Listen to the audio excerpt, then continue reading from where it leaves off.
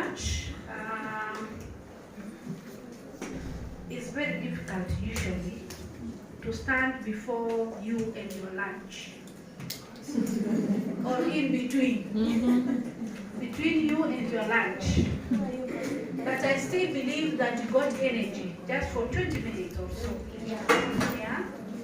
To enable us cover and recover time that we have used, not misused, used for better use.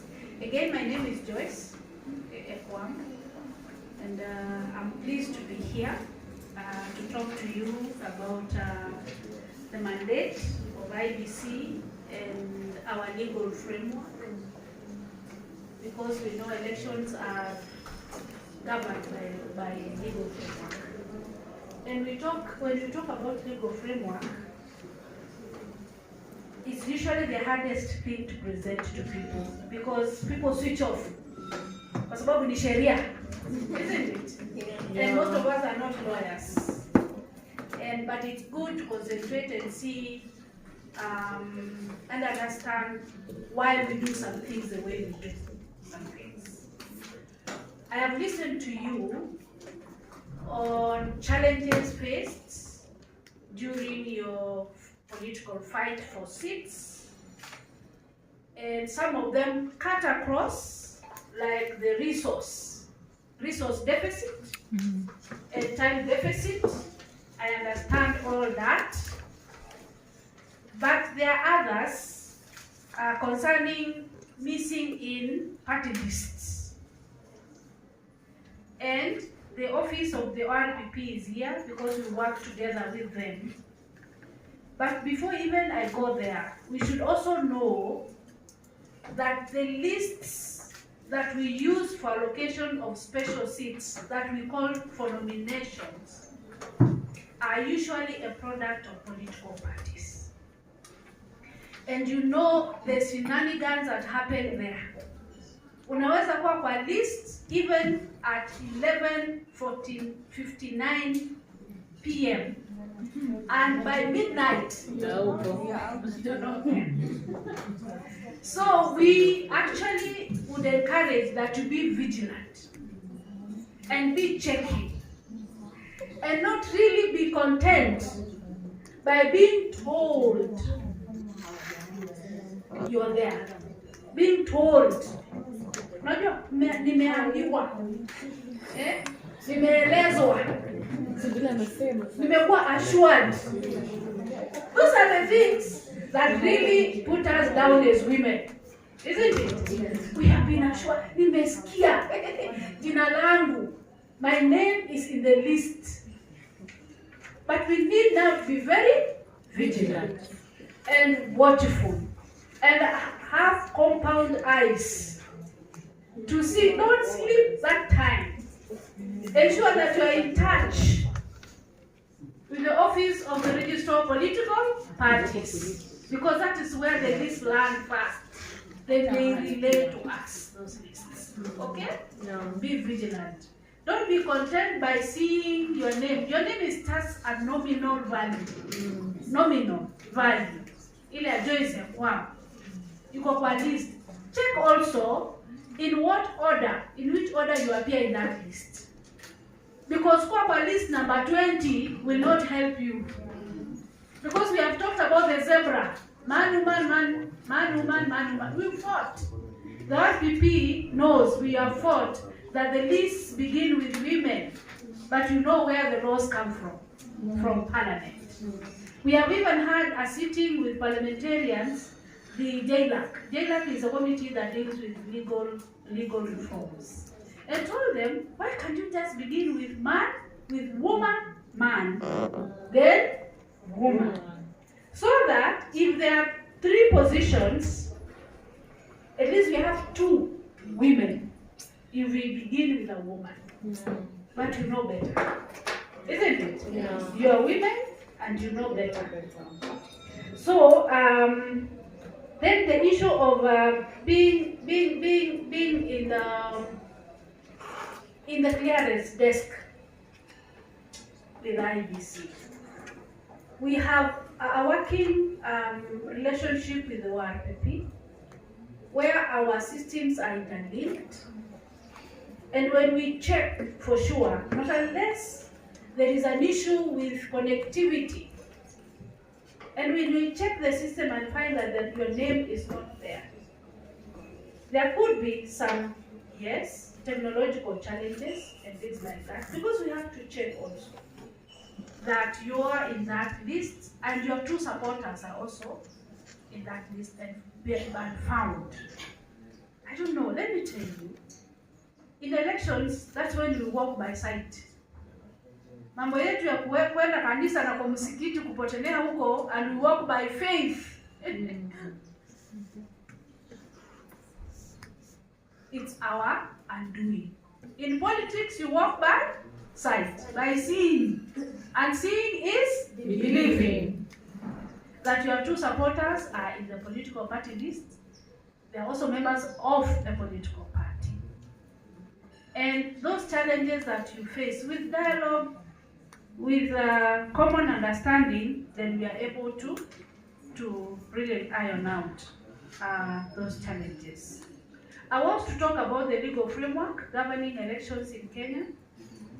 But before then, let's talk about the mandate of IEBC. What is IEBC created for? What is IEBC to you? Tell me. IEBC ni mnyama gani kwako? Conducting elections. What is IEBC created for? That is what we call mandate. And it's a legal standing. It's a legal job that we are given. And it is found in the Constitution, Article 88.4. That's where our mandate is. And one of the mandates of IEBC, we have around 11 mandates. We have roles, we have duties given to us by the Constitution. One of them is to register voters. To register citizens as voters. And for those who vied, how many of you registered as voters? Or how many registered voters do we have in the house? Lift up your hands. Are you registered? Yes. In a particular constituency? Yes. For you to vie, you have to be a registered voter, but not necessarily in the elective place you want to vie in. I can be a registered voter in Kilifi and vie in Nairobi. Did you know that? So long as you are a registered voter. So one of our mandates is voter registration. Number 2 is to revise the register's role, to update it, so that the new registered voters are in. Those who unfortunately passed on are out. Those who want to change their voting details are given the opportunity to do so. And those who need to move from one voting station to another are also allowed to do so officially. So updating the voters' role is our mandate. Number 3 is to do boundary delimitation. Boundary delimitation. And the boundaries we talk about is electoral boundaries. Electoral boundaries that we do are 2: constituencies and wards. That is found, you can indicate in your notes, in Article 89 of the Constitution. You can go and read it. So we do boundaries, names, and number of wards. But we do only names of constituencies. The constituencies are locked in the Constitution. The Constitution says there will be 290 constituencies. So hakuna kuongeza ama kupunguza. Not unless we do a referendum to bring in that change. So we only do names of the constituencies and boundaries. If you are not enough, according to the last census quota, we can move that constituency of yours to another constituency, so long as they remain to 90. but you can play around with the name, the number, and the boundaries of county assembly wards. That's our mandate. The other mandate we do is water education. That's why we separate water education and civic. Civic education is done by water education providers drawn from civil societies, community-based organizations, religious organizations, and all that. We do voter education that surrounds when to vote, what you need to vote, when are the elections, how to come, what to carry, all that is voter education. That is our mandate. The other one is to regulate the manner in which political parties nominate their candidates. That's also our mandate. The other thing we do is do election observation. Facilitate election observation. That is also our mandate. So we have 9 mandates as per Article 88(4). You can go back there and read. So let's now come to legal framework governing elections in Kenya. The laws that govern elections in Kenya. Which one do you know? Which one comes to your mind so easily? Laws that govern elections in Kenya? Ama tunaenda tu kwerere hivyo. Joyce anatoka kuchunga ngamia anakuja anafanya vitu zake. What laws come to your mind when you're talking about election management? I'm a teacher that can pick anybody. And I am standing, so I can see all of you. Which one? The Constitution. Thank you very much. The Constitution of Kenya 2010 is our mother legal document that we use in managing elections. So we are saying electoral processes in Kenya are governed by international. Kuna zile international laws, kuna regional and national legal frameworks that define and operationalize electoral processes. So we have laws in 3 levels. We have international conventions that we sign to be member states, to be conveyors of the protocols in those international protocols.